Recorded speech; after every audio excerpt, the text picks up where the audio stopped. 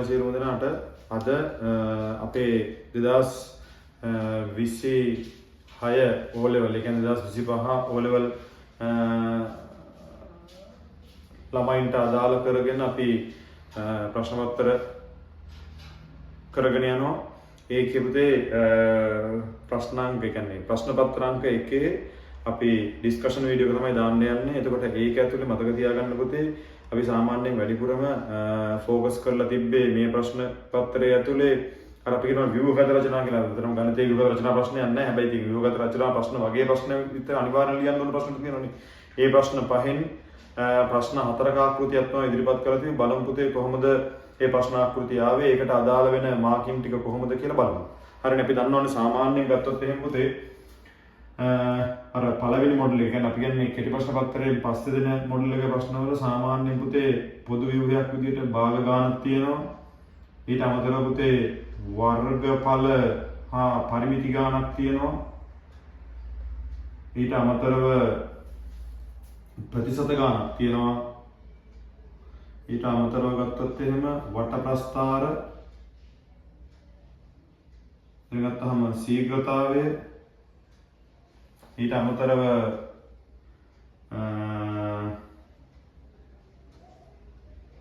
සමුච්චිත සංඛ්‍යාත වක්‍ර ජාල රේඛ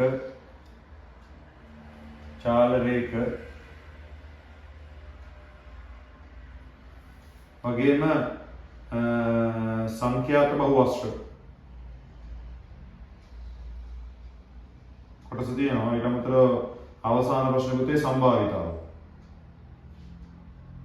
ඔක තමයි මොඩල් එකේ සාමාන්‍යයෙන් අපි මේ ප්‍රශ්න පත්‍රය ඇතුලේ කොහොමද ප්‍රශ්න අහලා තියෙන්නේ කියලා බැලුවොත් එහෙම ඒකේ පුතේ ප්‍රශ්නාංක 1ට දාලා තියෙන්නේ ප්‍රසත ගානක්. ඊට පස්සේ දාලා තියෙනවා වර්ගඵල පරිමිති ගානක්. ඊට පස්සේ දාලා තියෙනවා පුතේ භාග ගානක්. අවසාන දාලා තියෙනවා පුතේ වට ප්‍රස්ථාරිකුත් එක්ක මෙන්න මේ කියන මේ ජාල රේඛ සහ සංඛ්‍යාත බහුවස්ත්‍ර. එහෙනම් පුතේ තේරෙන්න ඕනේ මෙන්න මේකෙන් තමයි සාමාන්‍යයෙන් ඔන්නෝද ප්‍රශ්න 4 හැදිලා තියෙන්නේ. මේක අමාත්‍යාංශ පේපර් එකක් 2018 අවුරුද්දේ. ඒකට ආව ප්‍රශ්න ටික තමයි සාකච්ඡා කරන්න යන්නේ. බලමු පුතේ ප්‍රශ්නාංක 1 කොහොමද විසඳෙන්නේ කියලා බලලා.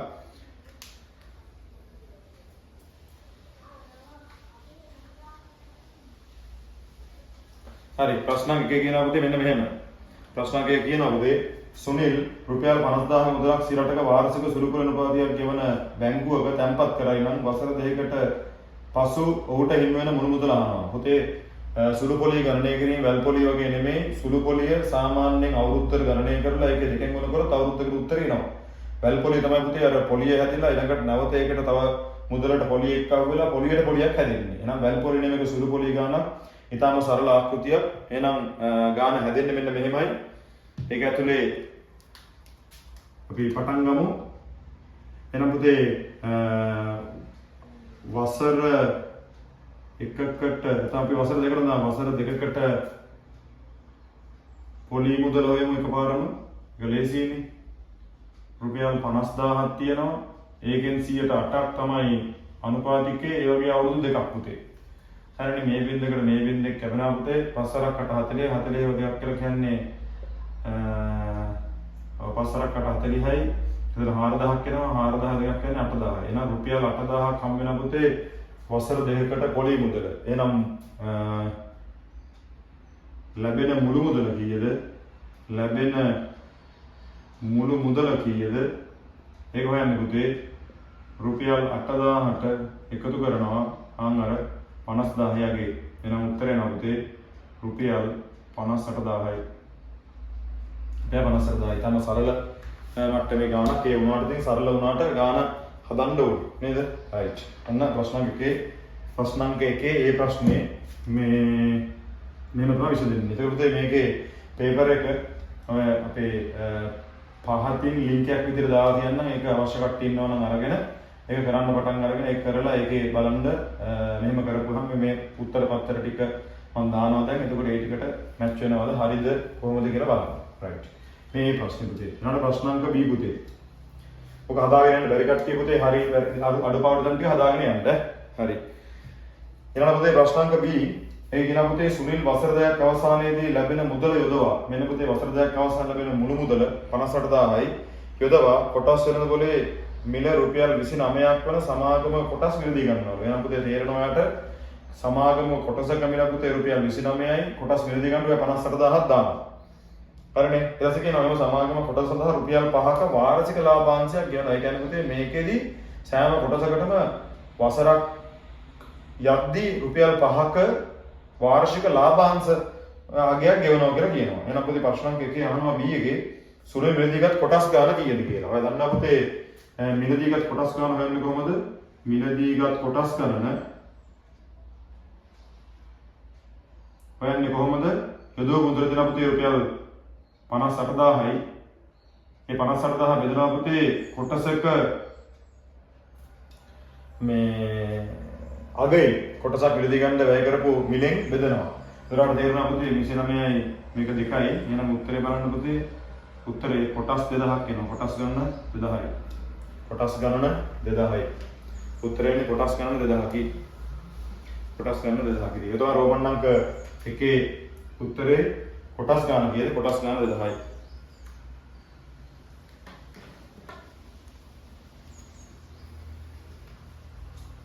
හරිනේ? හරි. ඊළඟ පුතේ ඊළඟ ප්‍රශ්නේ මම පොඩ්ඩක් ටිකක් ඉක්මනට වගේ මේක සාකච්ඡා කරනවා පුතේ. මොකද අපි උගන්වපු පාඩම් නැවත නැවත කෙරිච්ච පාඩම් නැවත පේපර්ස් කරපු පාඩම් ඒකයි මේ චුට්ටක් ඉක්මනට වගේ කරන්න. ඒකට පල්ලෙහා ඉතුරු ප්‍රශ්නයක් ඉතුරු කරලා තමයි යන්නේ. හරි. එතකොට ඔන්න මේක තමයි ප්‍රශ්න එකේ. බලන්න පුතේ ප්‍රශ්නාංක දෙකේ උත්තරේ කොහොමද දෙන්නේ කියලා. එයා ඊට පස්සේ කියනවා පුතේ ප්‍රශ්නාංක දෙකේ ඇතුලේ එයා කියනවා සුනිල් එම සමාගමෙන් ලැබෙන සුනිල්ට කියන්නේ අපි කියනවා සුනිල් ඒ සමාගමේ මෙච්චරක් දැම්මම එයාට අහනවා වාර්ෂික ලාභාංශ ආදායම කීයද කියලා. එහෙනම් වාර්ෂික ලාභාංශ ආදායම කොහොමද හොයන්නේ? අදන්නා වාර්ෂික ලාභාංශ ප්‍රමාණය කොටසකට රුපියල් 5ක් ගෙවනවා පුතේ. එහෙනම් රුපියල් 5 වැඩි කරලා පුතේ කොටස් ගන්න. එහෙනම් උත්තර එනවා රුපියල් 10000 කියන පුතේ වාර්ෂික ලාභාංශ ආදායම. රුපියල් 10000යි. හරිනේ. රුපියල් 10000ක වාර්ෂික ලාභාංශ ආදායමක් හම්බ වෙනවා B ප්‍රශ්නේ රෝමන් අංක 2. ඊළඟ පුතේ ඒකම ප්‍රශ්නාංක 3 යනවා. ඒ ප්‍රශ්නාංක 3 කියනවා පුතේ වසරකට පසු සුනිල් මෙම කොටස් සියල්ල විකිණීමේ රුපියල් 4000ක ප්‍රාග්ධන ලාභයක් ලබනවලු. එහෙනම් කොටසක විකුණුම් මිල කීයද අහනවා. පුතේ ප්‍රාග්ධන ලාභ හම්බ වෙනවා කියන එකේ තේරුම ප්‍රශ්නාංක 3 ප්‍රශ්නේ ප්‍රාග්ධන ලාභ කියන්නේ පුතේ ප්‍රාග්ධන ලාභ කියන්නේ කොටස් වල විකුණුම් මිල වැඩි වෙනවා ගත් මිලේ. විකුණුම් මිල ගත් මිලට වඩා මොකද වෙන්නේ? වැඩි වෙලා. ඒකයි ලාභ හම්බ වෙන්නේ පුතේ. අපි ගත්තේ 29ට නම් 29ට වඩා වැඩිපුර ගාණක් තියලා විකුණලා. අන්න ඒ හින්දා තමයි ප්‍රාග්ධන ලාභ අපිට හම්බ වෙන්නේ.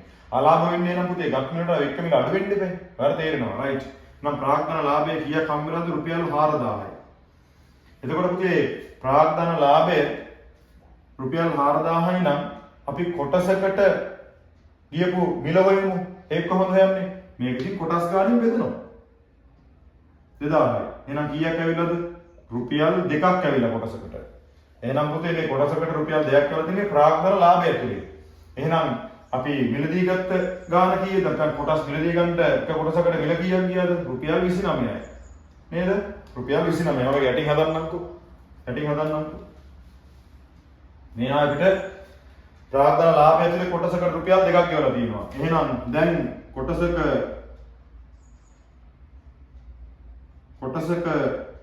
විකුණුම් මිල කීයද?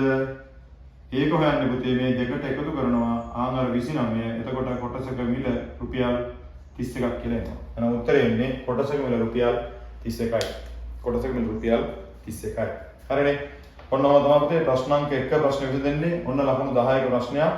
ඔන්න ඔය වගේ ලකු අමාරු තත්ත්වයක තියෙන ප්‍රශ්නයක් නෙමෙයි. අපි මේක මෙහෙම මේ අවුරුද්දේ අමාත්‍ය ශිල්පෙට දක්වාම කරගෙන යනවා. එතකොට ඒ ටික පොඩ්ඩක් බලලා හරියට හදාගන්න අමාත්‍ය ශිල්පෙවල මොනවද දාන්නේ දික්කම ප්‍රශ්න තමයි පුතේ ගොඩක් වෙලාවට නේද? අගයන් තමයි හිමිට කරන්නේ. රයිට්. ඔන්න ප්‍රශ්නාංක 1 උත්තර ටික.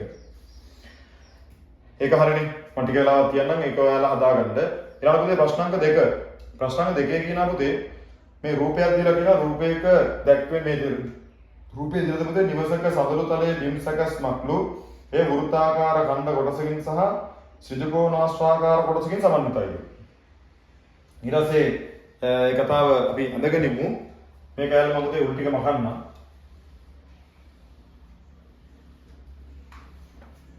එතකොට මෙහෙම තමයි තියෙන්නේ.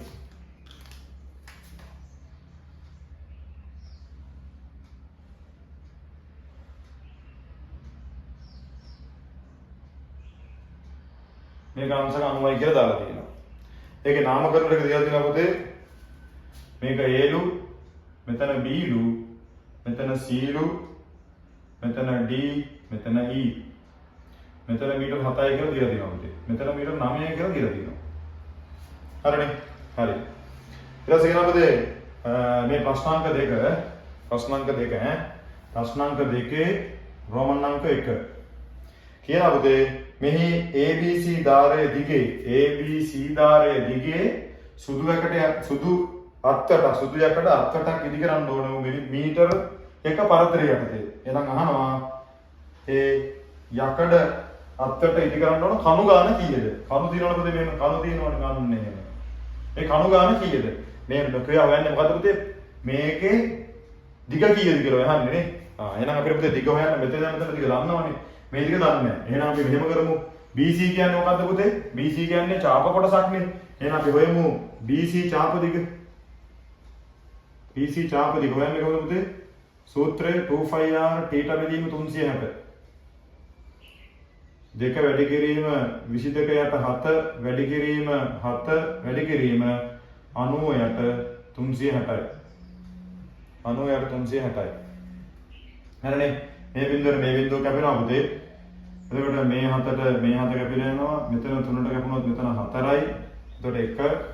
එතකොට සුළුනාම පුතේ මෙතන 2ට 1යි මෙතන 2යි. මෙතන 2ට 2 කැපුණාම පුතේ 11යි.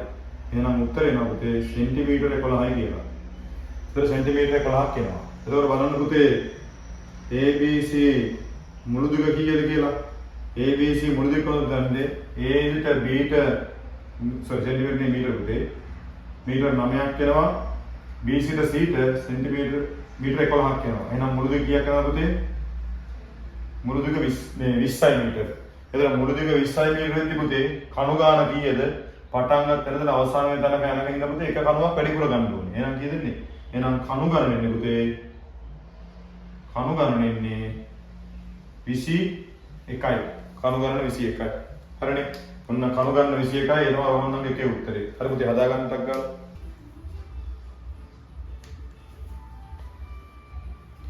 හරිනේ පුතේ. එතකොට මේ දෙක සම්පූර්ණ මුළු දිග නා පුතේ 20යි මීටර. ඊට පස්සේ කණු ගාන වෙන්නේ සාමාන්‍යව දන්නවා පරතරයකදී එක කණුවක් වැඩිපුර හිටවන්න ඕනේ කණු ගාන හදාගන්න. එහෙනම් එක කණුවක් වැඩිපුර හිටවනවා කියන්නේ කණු ගාන 21යි. හරිනේ. එහෙනම් මේ දෙවෙනි ප්‍රශ්නේ ප්‍රශ්නාංක 1 උත්තරේ හරිනේ. හරි. එහෙනම් බලමු පුතේ ප්‍රශ්නාංක 2 උත්තරේ මොකක්ද කියන්නේ කියලා.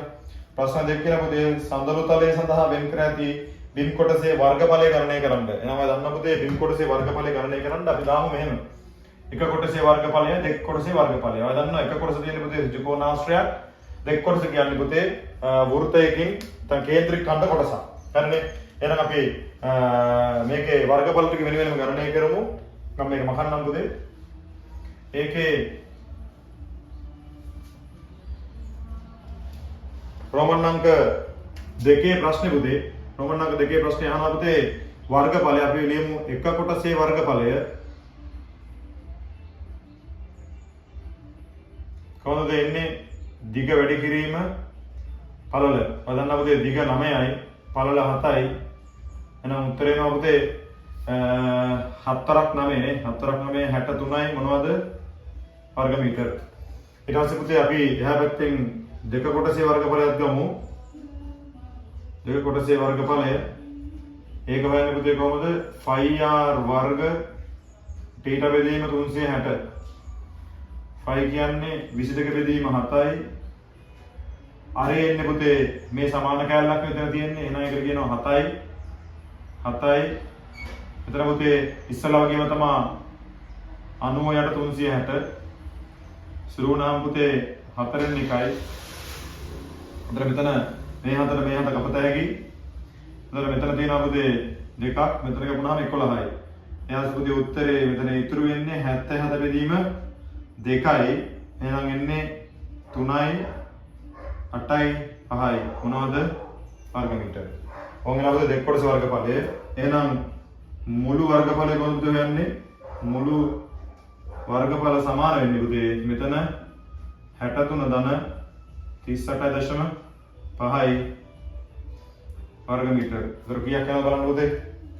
5යි 8යි 3යි 11 එක තමයි ඉතුරු 1යි 6යි 9යි 10යි 101ක් එනවා පුතේ මොනවද වර්ග මීටර. වර්ග මීටර 101ක ප්‍රමාණයක් එනවා මේ සම්පූර්ණ සතුරුතල කොටසේ වර්ගඵලය විදියට. හදා ගන්න පුතේ ටක් ගාලා හදපෙන දෙකක් හදා ගන්න වෙරච් කට්ටිය හදා ගන්න.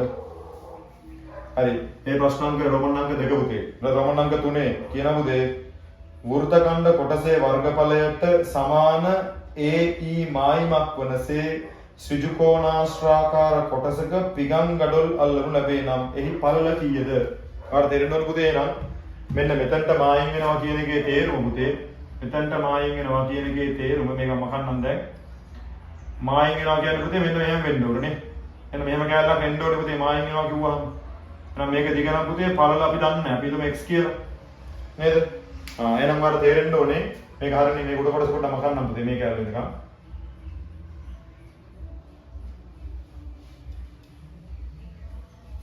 එතකොට දෙකේ රෝමන් අංක 3 ප්‍රශ්නේ අහන්නේ මේකේ මේ කොටසේ වර්ගඵලයට සමාන වර්ගඵලයක් නේද? එහෙමද කියන්නේ පුතේ? වෘත්තාකාර කේන්ද්‍රික ඛණ්ඩ කොටසේ වර්ගඵලයට සමානයි. වර්ගඵලය කීයද පුතේ? වර්ගඵලය ගත්තොත් එහෙම දිග වැඩි කිරීම පළවෙනි පුතේ ත්‍රිකෝණාශ්‍රාකාර කෑල්ලක්නේ. වර්ගඵලය වෙනවා පුතේ 38.5ක්. දිග කීයද පුතේ? 7යි.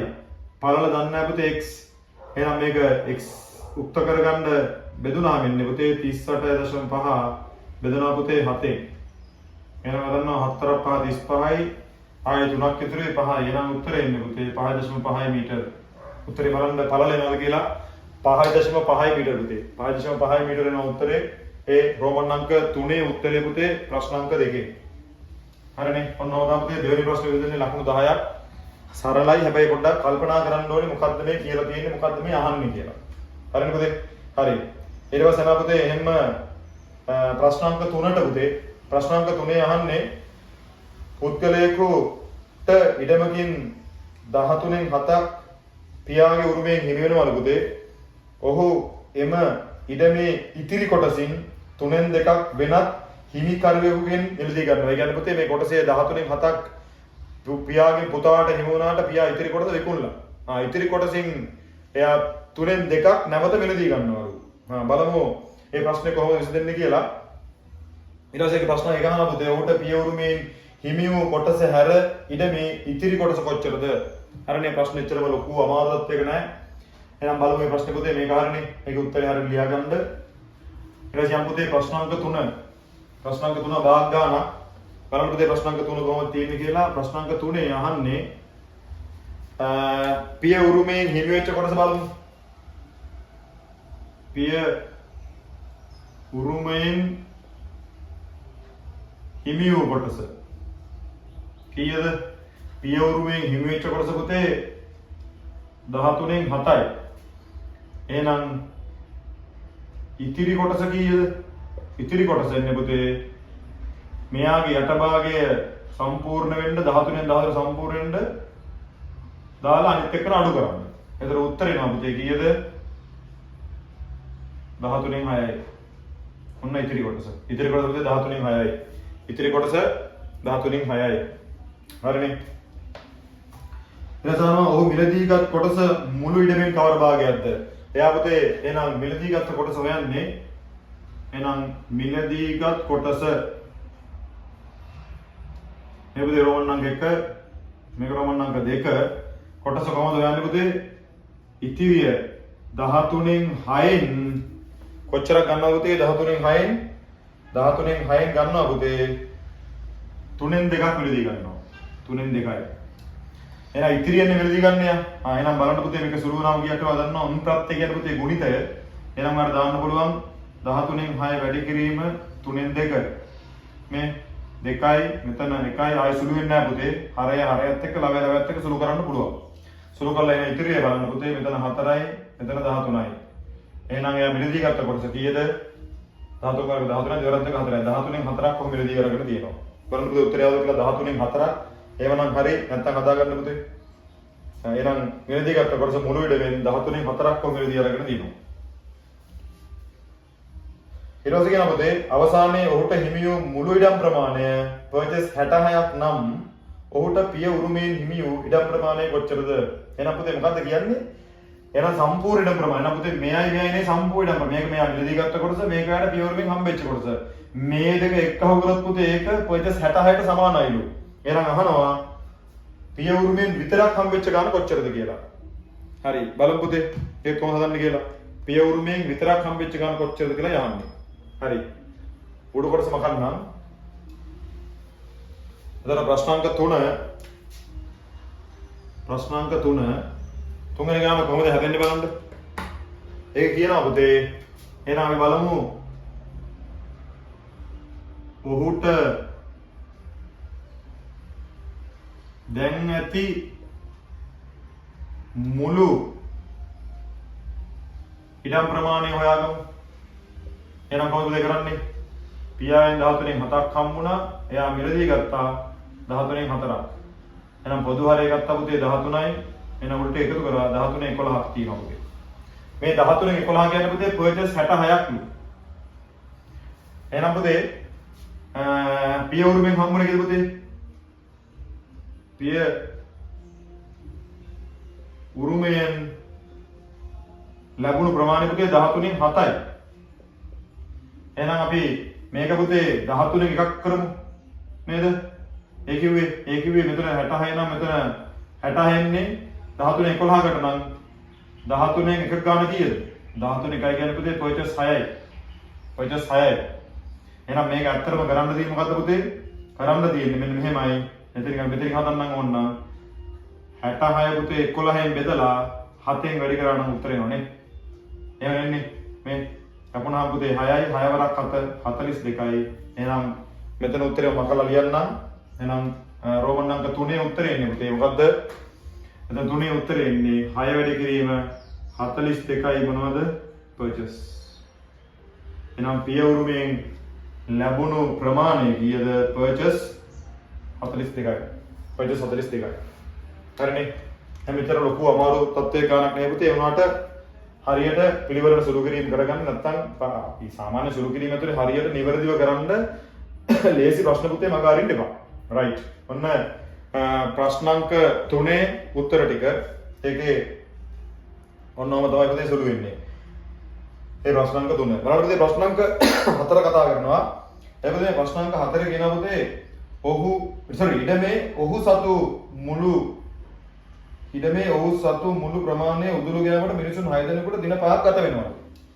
මේ කියන්නේ පුතේ ප්‍රතිලෝම සමානුපාත පාවිච්චි කරලා තියෙනවා. එහෙනම් එයා කියනවා ඔහුගේ ඉඩම උදුළු ගන්න මිනිසුන් 6 දෙනෙකුට දින 5ක් ගත වෙනවලු. එයාට මේක දින 2කින් කරන්ඩ එම වැඩේම කොච්චරක් මිනිසුන් ඕනද කියලා අහනවා පුතේ. එහෙනම් අපි එතන යන්නේ පුතේ මිනිස් දින ගණනය කිරීමක් නේ. එහෙනම් මේක අපි හතරවෙනි ප්‍රශ්නේ එක කැඩෙන්නේ හතරවෙනි ප්‍රශ්නේ විදියට. එහෙනම් ප්‍රශ්නාංක 4 කියලා දානවා. ප්‍රශ්නාංක 4 පුතේ මිනිසුන් දින ගණන ගුණනා පුතේ එනවා මිනිස් දින ගණනක්. එහෙනම් මිනිසුන් කීයද බලන්න පුතේ? මිනිසුන් 6 දෙනෙකුට දින 5ක් ගත වෙනවලු. එහෙනම් පුතේ මේ ගුණ වෙනවා 5 6ක් 30යි. එහෙනම් මිනිස් දින වැඩේ කීයද පුතේ? 30යි. ඊට පස්සේ මේ වැඩේම එහෙනම් මේ වැඩේම කියන්නේ මේ 30මනේ දින 2කින් කරගන්න ඕනේ. එහෙනම් මෙයා කීයද අහනවා පුතේ? නේද? එහෙනම් ගන්නවා පුතේ 30 බෙදනවා 2කින් උත්තරේ කීයද පුතේ? එහෙනම් මිනිසුන් කීයද නැද්ද? මිනිසුන් ගණන 15යි පුතේ. මිනිසුන් 15යි. මිනිසුන් ගාන 15ක් ඕන. ඔන්න උත්තරේ. රෝමන් අංක 4 උත්තරේ පුතේ මිනිසුන් ගාන 15යි. මිනිසුන් ගණන 15කි. හදාගන්න පුතේ ටක් ගාලා. මිනිසුන් ගණන 15කි. හරි. මිනිසුන් ගණන 15යි. හරි. ඊට පස්සේ බලන්න පුතේ. මේක ලියා ගන්න. ඊට පස්සේ හතරවෙනි ප්‍රශ්න තමයි ඔහොම කියවන්නම්. ඒ කියන පුතේ ප්‍රශ්නාංක 4 වටප්‍රස්ථාර ගානක් එක්තරා නේවාසිකාගාරයේ රැඳී සිටින පිරිසකට දිනකට රාත්‍රී ආහාරයට තෝරාගත් ආකාරයේ රූපේ වටප්‍රස්ථාරයක් දීලාලු. සෑම පුද්ගලයෙකුම එක් ආහාර වර්ගයක් පමණක් තෝරාගත්තා කියලා දීලා තියෙනවා පුතේ. හරි වටප්‍රස්ථාරය මම අදින්නම්කෝ. වටප්‍රස්ථාරය මම අදින්නම්. බලන්න පුතේ වටප්‍රස්ථාර ගාන 20 ටික ඇඳලා ලකුණු කරමු.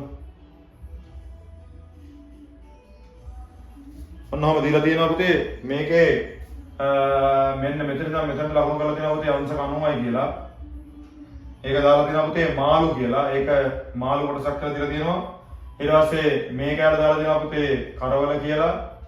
ඊට පස්සේ පුතේ මේ කෑල්ල දාලා තියෙනවා පුතේ 110යි කියලා. ඒක මොනවද? ඒක බිත්තර. ඊට පස්සේ මේ කෑල්ල දාලා තියෙනවා පුතේ මස් කියලා. හරිද? එතකොට මේ ටික එතකොට සම්පූර්ණ කොටස ඔන්නම දීලා තියෙනවා. බලන්න පුතේ කොහොමද ප්‍රශ්නේ විසඳෙන්නේ කියලා වෙලා.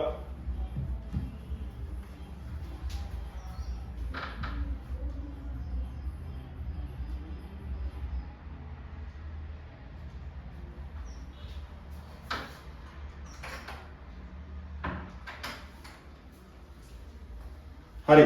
එහෙනම් බලන්න පුතේ මොනවා හරි මේක විසඳ ගන්න අපිට මොනවා හරි දත්තයක් වුණා නම් ගන්න දත්තයක් මොනවද දෙන්න තියෙන්නේ කියලා. කියනවා පුතේ මස් තෝරාගත්ත පිරිස කරවල තෝරාගත්ත පිරිසෙන් 3 ගුණයක්ලු. බලන්න පුතේ මස් තෝරාගත්ත පිරිස කරවල ගත්ත කට්ටියගේ 3 ගුණයක්. එහෙනම් පුතේ මෙයා x ගත්තොත් මෙයා මොකද්ද? 3x නේ. 3x නේ. එහෙනම් අහනවා නිරූපණය වන කේන්ද්‍රික ඛණ්ඩයේ කෝණේ විශාලත්වය සම කරවල තෝරාගත්ත පිරිස නිරූපණ කේන්ද්‍රික ඛණ්ඩයේ ප්‍රමාණය හොයන්න.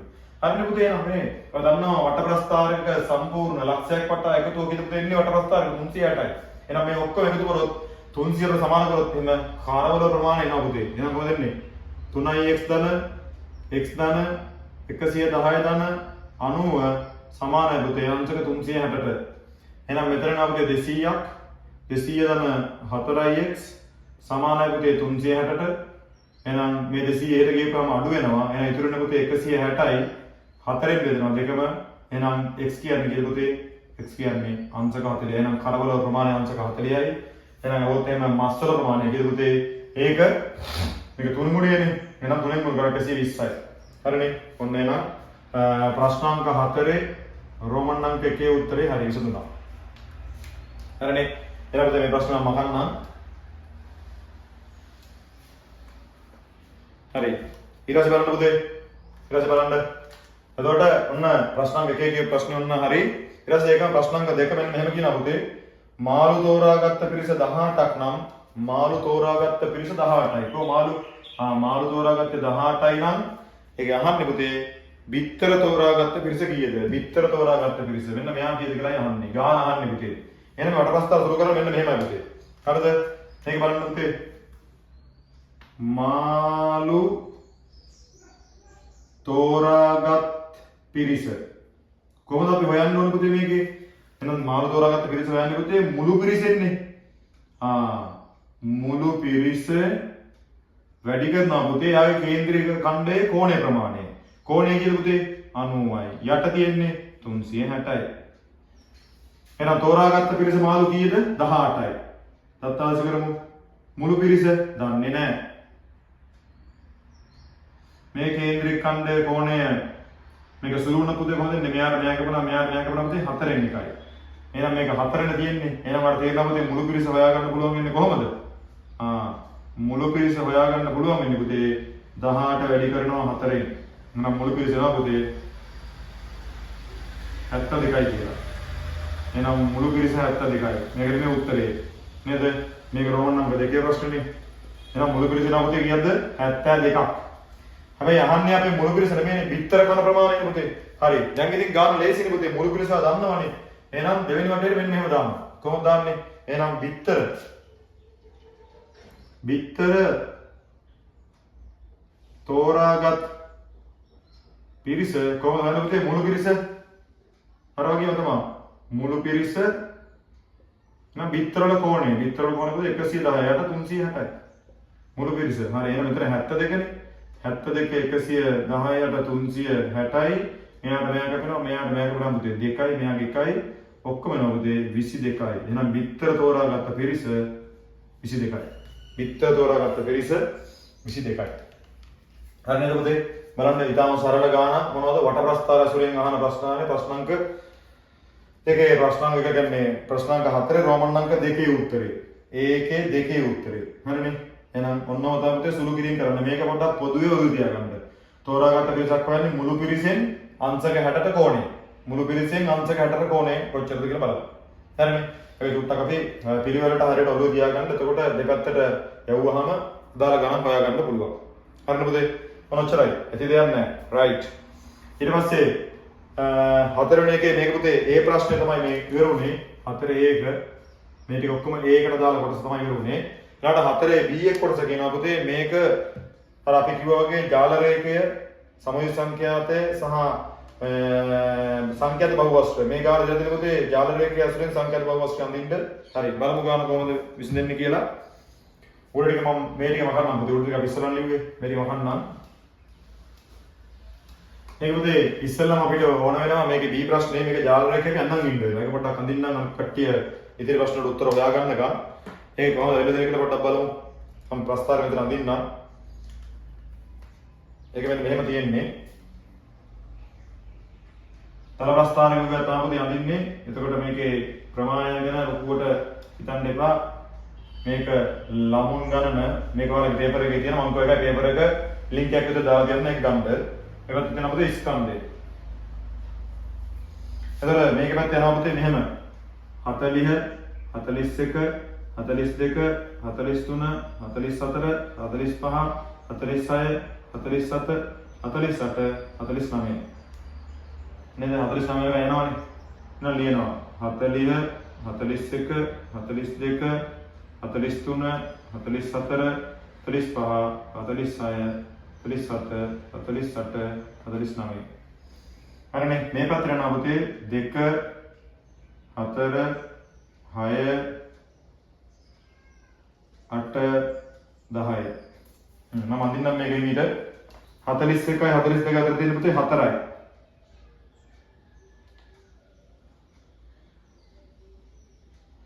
ඊට පස්සේ 42යි 44 අතර තියෙන්නේ 6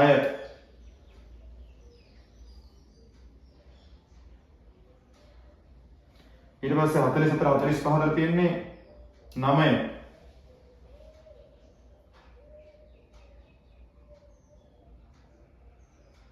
මගේ ප්‍රස්තාර ගැන ලොකුවට හිතන්න එපා මොකද මේ ඔයාලට පේපර් එකේ ප්‍රස්තාරයේ හරියට බලන්න. ඊට අවසානකේ දෙන්නේ පුතේ 3 ගැන පුතේ මෙයා වෙනකම් ඔන්න හොඳ අපි. හරිනේ එහෙනම් උඩ එක මකන්නම් පුතේ. හරි. දැන් බලන්න පුතේ මේකේ ප්‍රශ්න අහලා තියෙන්නේ මොනවද කියලා. B ප්‍රශ්නේ. ඒකේ තියෙන පුතේ පන්තියේ සිටි ළමුන් ගණන කීයද?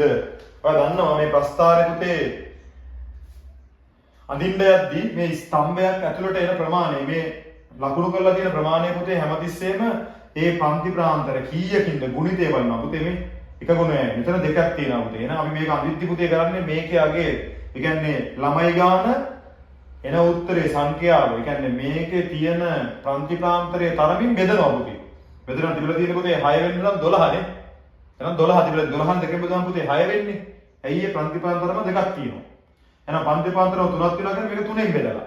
එහෙනම් මේක තුනෙන් ගුණ කරා නම් හරිනේ. දැන් බලන්න. පළවෙනි එකේ පුතේ හරි 4යි ළමයි ගාන.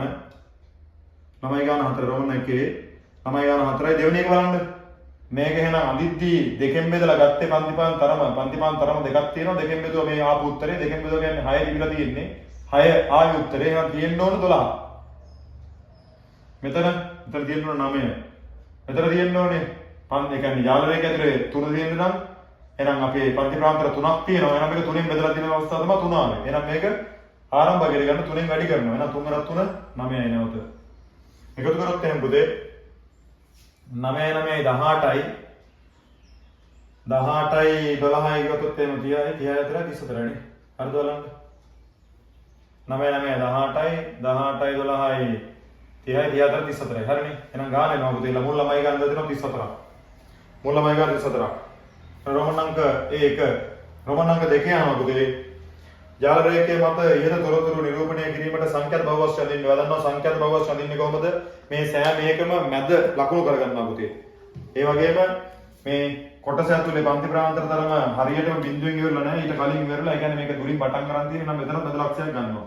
මෙතන මැද ලක්ෂයක් ගන්නවා. මෙතන මැද ලක්ෂයක් ගන්නවා. මේ දෙක මේ දෙකක් නේ තියෙන්නේ. මේ දෙකට මැද ලක්ෂ දෙකක් ගන්නවා. මෙතන මැද ලක්ෂයක්.